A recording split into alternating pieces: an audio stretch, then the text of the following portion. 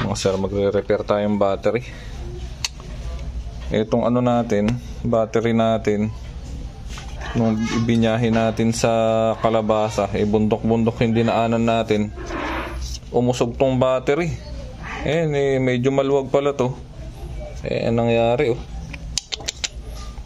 ngayon tumatagas ngayon siya. Ayun tingnan nyo yung mga corrosion dun tumagas ngayon siya. Nagtanong ako sa pagawaan kung pwede pang takpan na lang yung butas, isil. Pwede pa daw, gagawa natin ang paraan mga sir. Ito siya,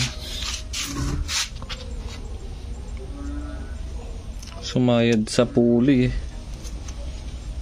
tumagas ngayon. So gawa natin ang paraan ngayon yan. Linisin muna natin, sabunin natin siya.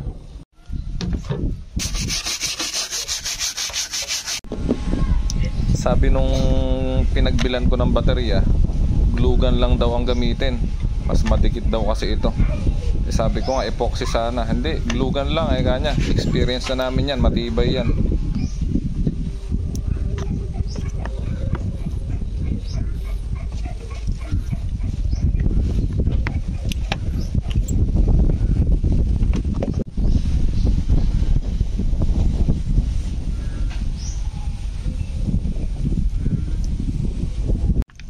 Tapos siniklat lang natin to.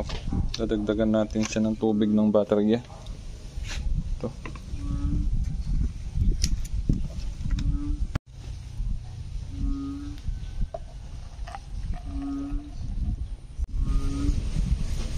Yan mga sir, wala ng tagas. Tagas yan.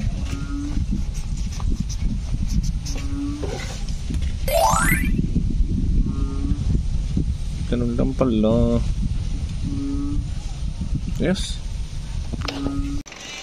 And testing. Kaya niya pa rin paanda rin mga sir.